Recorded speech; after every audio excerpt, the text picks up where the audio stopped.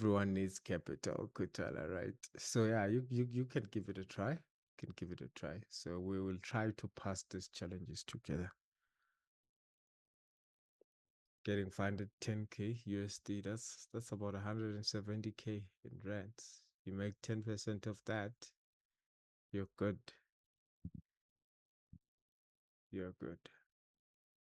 All right, let's jump on to the charts. As usual, we are going to begin with the dollar index. It has been bullish since the beginning of the month. As you can see, we opened here.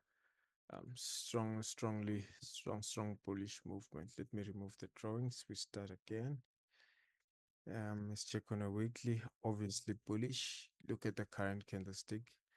On a daily as well. It must be bullish. So stepping down to a lower time frame to find a cheaper price to buy that is closer to current market price. I have two levels. More interested in this one though. The other one is this one right here, demand levels, but this is the one that I have confidence in. So if we can wait for it to come back here, let us see on the upside, where can we have a potential areas of supply, because what you don't want to happen is you buying into an area where the market has a high chance of reversing, because as soon as it reverses, it goes against you. So there's that supply level up there, or at 105. I think around June, July, we were around 105, and we're really talking about this levels, the market coming back to that level, right? So once again, going back to that 1 hour time frame. Yeah, so it's there's no traffic. There's really no traffic going up, meaning we anticipate the dollar index to come back to 104 and then push all the way to 105. I think that would be nice. So why is this important? Dollar index, why is it important? So that when it gets here, that's when you should be on high alert, so that you can look at your USD JPY, your USDs, your GBP USD, your AUD USD. How are they performing? So this is how I know when it's time to trade or not. There are certain markets that I use as my I don't like using the word indicator, but yeah, I think um, for this example, it makes sense. So it is an alert. When dollar index gets to 104, then I'm going to start thinking of looking for buying opportunities on correlated pairs. Okay, I think it's only fair that we also look at probably a commodity. Yes, specifically US oil. I've been looking at that for a while, and I think together we have been looking at US oil. Let's see if the drawings up here. There's this demand level here that we've just tapped into. Some really old analysis. Okay, let us go on. Well, I don't think the what I'm looking for will work now here, which is the trend, because I had analyzed this long time ago. But you can tell what we always look for: that drop, brief consolidation, and an aggressive push to the upside. So this is where we have a demand area, at this area right here, and we have tapped into that demand area on US oil. So US oil is expected to go further up. Let me give you maybe something that will give you an extra boost of confidence, if that's what you need, on why we are looking to buy US oil. So a couple of days ago, actually yesterday, Israel missiles missed some nuclear facilities and some crude oil reserves in Iran. Now we know once again, Iran is, or let me say the Middle East rather, is the leading supplier of crude oil and products from petroleum to the rest of the world. So if we cannot get supply from that area because it is a war zone, clearly, then that means supply for the rest of the world is threatened, or we're going to have a short supply of oil and petroleum products. What normally happens is then prices go up. Hence, we're looking for prices to go up on crude oil. Crude oil, um, Oh, sorry, there's people waiting in the meeting room. Right. Sorry about that, Uncle Chris. So crude oil is correlated to the Canadian dollar because the Canadian dollar, I'd say after the Middle East, is second to supplying crude oil to the rest of the world, meaning the Canadian economy is heavily dependent on crude oil. I'd say just like it is minerals for South Africa, for Swatini, it is agricultural products, sugarcane, etc. Um, for Japan, it is the manufacturing industry, the automotive industry, the tech industry. So every country has that one big contributor to their gross domestic product. In this case, for Canada, it is crude oil. So whenever crude oil is going up, the Canadian dollar is expected to increase in value. So using this information, there is a trade that I identified on GBP CAD. I am already in this trade. So it's just like how I use the dollar index to time markets that are, yes, look at that. We have some old analysis here. This we've been anticipating this area. So let me, there we go. Already we are in this trade. Why? Because the Canadian dollar is expected to be strong in moving in the same direction with crude oil. So now we have GBP CAD here, which means we have to do the opposite. If it was CAD JPY, we would buy. If it was CAD CHF, I'm in a trade CAD CHF. Let me see if I can show you that. Yep. Let me show you on a trading platform. Maybe it would make sense. So this is how I sometimes take trades. So this is Euro GBP that I missed. I think there's still a potential trade to be taken on EuroCAD. Yes, I have a sell limit there because I'm expecting it to get to this level and then drop. Probably will drop further down from here. But what I want to show you is CAD CHF. How I made an entry, as you can see here, there is the buy.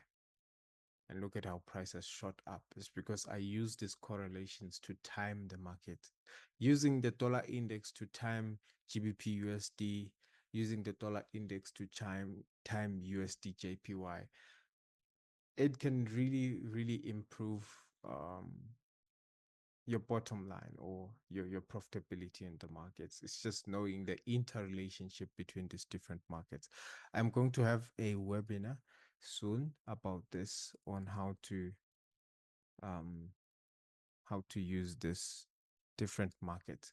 As you can see, once again, there is a sell stop loss up there on the GBP CAD. I'm looking at that as well. So as requested, I think it's only fair that we look at the pairs that were requested. Let's see what we have. Okay, first we have GBP JPY from Offense. Hope you are going to enjoy this one, Offense. And I also hope by doing this analysis, I won't take you out of a good position that you might have running, because sometimes people ask for me to analyze certain markets, knowing very well that they are already in the trade. So sometimes some information I might give you might contradict your position. What do you do in that case? I would say stick to your guns. Maxwell may be wrong as well. Yes, I have the time in the markets, 11 years, but I can still be wrong. I can still be wrong. So we're bullish on a monthly on GBP JPY. We're bullish on a weekly as well. Highly likely that we're bullish on a daily as well. So this is good. Um, from the daily time frame, I would be expecting it to come back here. Why? Also because we have this gap here. Do you guys see this gap? Okay, or maybe let me explain it like this. You look at this candlestick.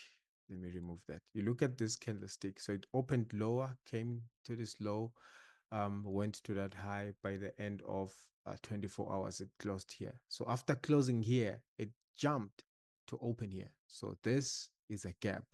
Remember what we're looking for in the markets. We're looking for imbalances. A gap is part of an imbalance, right? So there was a gap. When the market jumped from closing here to opening the next candle there. As you can see, um, this is how normally markets are supposed to behave. Let's look at from this candle. We opened here, closed here. Here's the closing price, and then very close to it is the opening price of the next candlestick. But we didn't see that happening here. So that is another sign, ladies and gentlemen. You need to be aware of this. It takes time and experience to see this on the chart. So we're going to mark with this selling candle or basing candle before the push up. This is a rally, base, rally, rally, base, rally. Then we step down to a lower time frame. Now we are refining our entry. You see that gap is now clear. So that is a huge imbalance there. That is a huge imbalance. So we need to find an area to trade from. If you ask me, I would say GBP JPY, can we wait for it to get here? If you're analyzing the SMC way, look at that. Break of structure. This is liquidity. Change from the template. There we go. Look at this. This is imbalance. So all the conditions required for you to say there's a potential area to buy here are present. We also have imbalance here right before our region, right? See this one, can you stick the gray one rather? It opened higher, closed lower, and this one opened right here, pushed higher, and there was this gap here, right? But this one, this is a classical gap. So hence we trust that today being a Tuesday, we still have enough time for GPJPY to drop to the level of 197. That's where we have a potential demand area. Planning for this trade,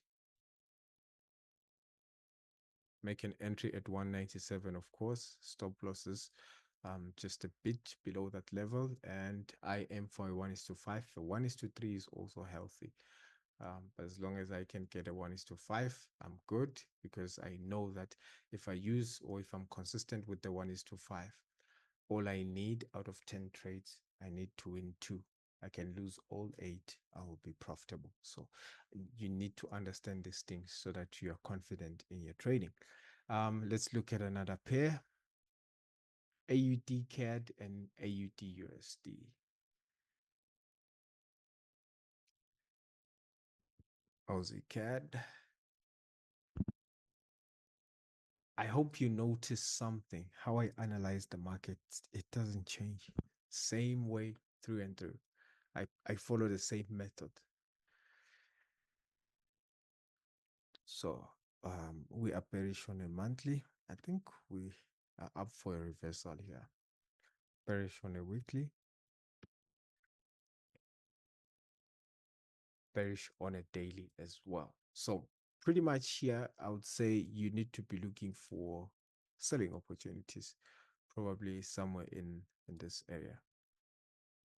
Maybe let me go back to the weekly to check that. It's a bit higher. So somewhere here. Let us go down to daily. Right. So you look at the distance from current market price to where we would look for a selling opportunity. It's quite far. You look on the opposite end. Remember, the market's just bounced between supply and demand. We have an interesting area. Oops, it's right down here. Right? Look at how price left the area. And this is a huge gap. Okay, this is a huge gap or imbalance. So this market is out of balance. So we are up for a reversal. What we normally trade is continuations. Let me explain. So normally we would want to see the trend from a higher time frame. If it's bearish, then we're looking for selling opportunities. So by continuations, I mean we are going to wait for the market to come back to the area of supply, and then we're going to sell. So these are the types of trades we've been taking, continuations. But what is happening now is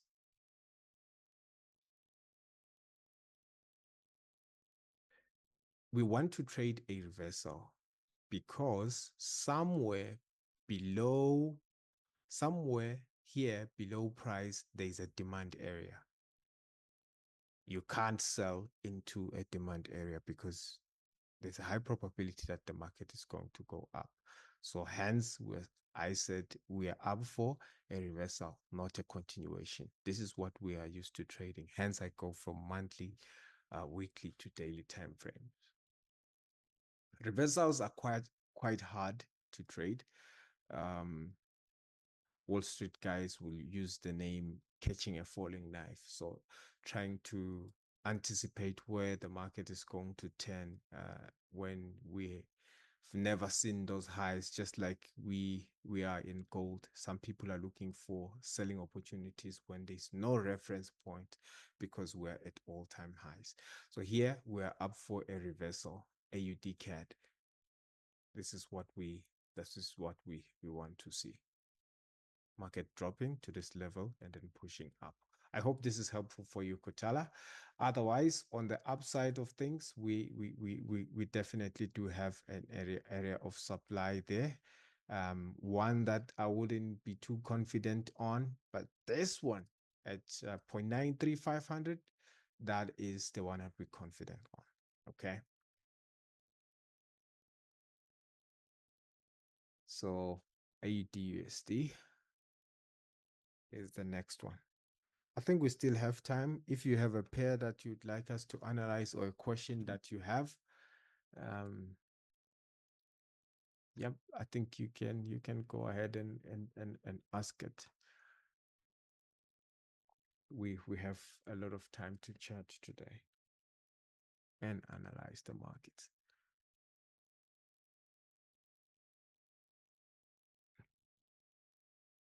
Once again, same way of analyzing the markets.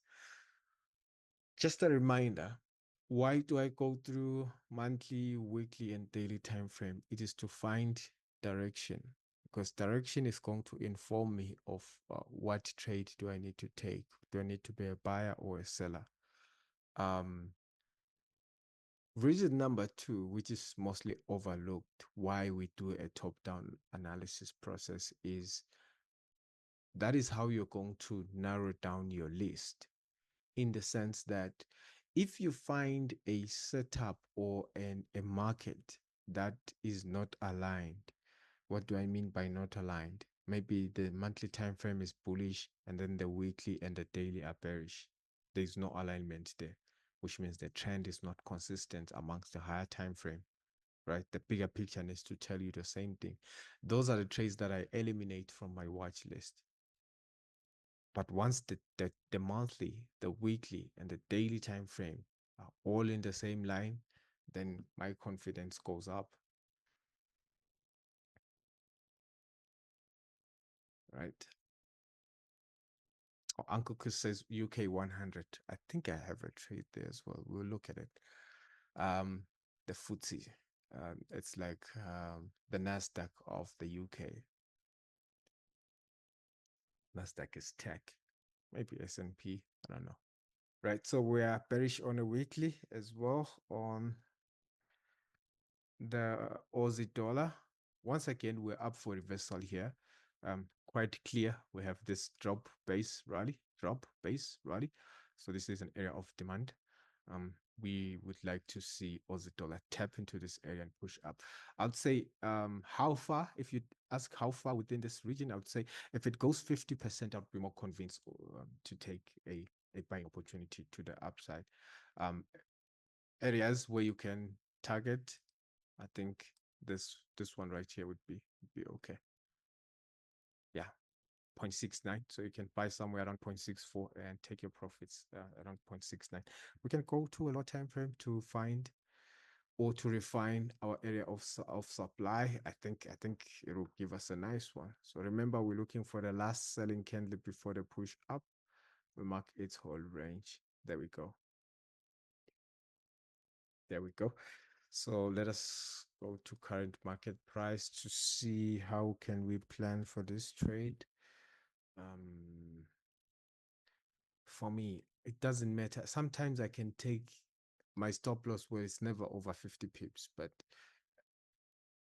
even if it's over 50 pips, as long as the trade setups give me a 1:5, I'm happy with this one. Around the 1:4 can force a 1:5. I normally like to put my stop loss just below um, the demand level because sometimes price pierce deep into the zone. So you want to be safe. There we go. AUDCAD and AUDUSD. Do you see the similarities there? In the setups, we're both expecting reversals to the upside, but also look at the positioning, the positioning. Yeah, let me put it like the positioning of these different countries. So we have one country that is in common, which is Australia, and then we have Canada and US. Canada and the US is just they're trading partners. Basically, it's almost one country. Hence, when we look at the setups, they're almost moving at the same way because it's almost the same economy. You must also have those are the fundamentals that I think people need to really delve into. Almost the same economy. So, what does that mean? It means, as a risk manager, the first thing that comes to mind is you cannot trade AUD, CAD, and AUD USD at the same time. Why? Because it means your risk is not diversified. You're literally trading the same thing with double the risk. So you'd rather take your trade, your money, or half of that money and put it on GBP, JPY. Right? UK 100. I hope I'm making sense.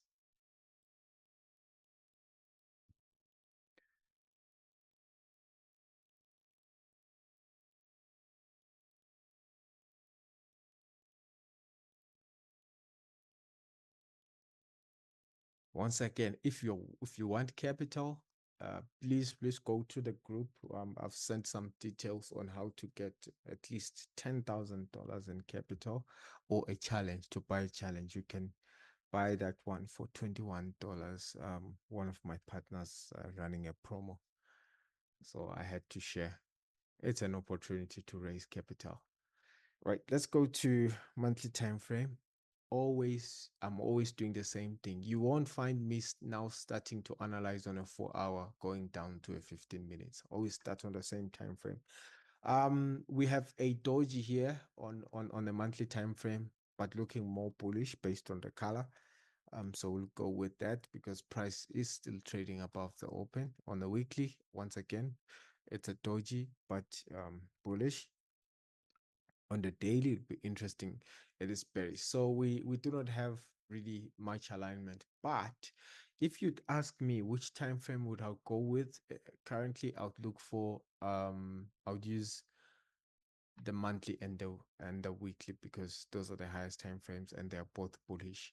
What does that mean? Now, before I go into smaller time frames, it means when I go to smaller time frames, no matter how good a selling opportunity looks, what I need to find is a buying opportunity because the bigger picture, the higher time frames, is saying the market is going up. So you want to move with the trend. You want the trend to be your friend.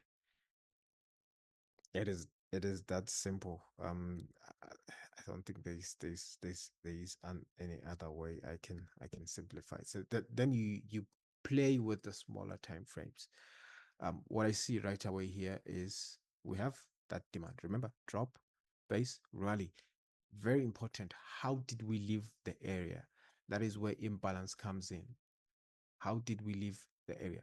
Very aggressive, strong candlestick, strong push to the upside, and we also have that imbalance there. That is a gap. Remember, the markets, what the markets really want, or what the market was meant for, is this balance so that a buyer meets a seller. But once there's things like this, there's things like this, there's things like this, then you know that that is where opportunities are.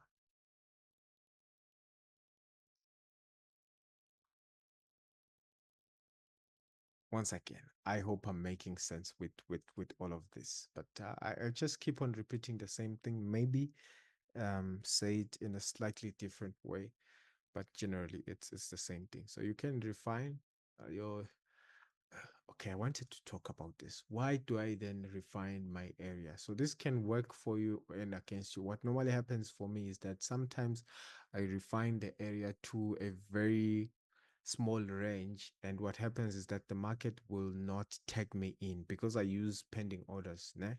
So I would put a buy limit here, only to find that now the area is too narrow, the market won't get to it, but sometimes it does. So this, why do I do this? Originally we were here. Let us assume, obviously we enter here, stop losses below the level. Let us target this high for the sake of the example. Okay, we have a risk reward ratio of a 1.38 when we enter at this big area.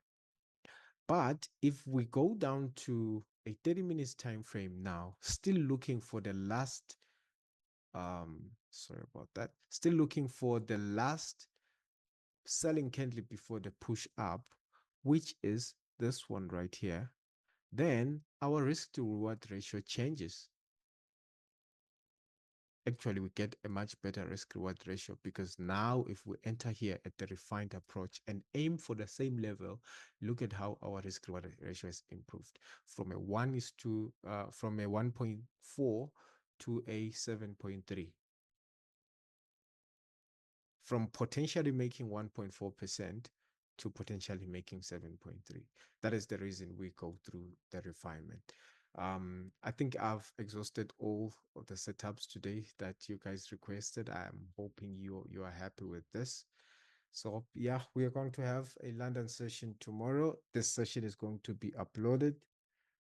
Yeah, and also if you want to open a trading account, I have posted my Black Bull Markets link.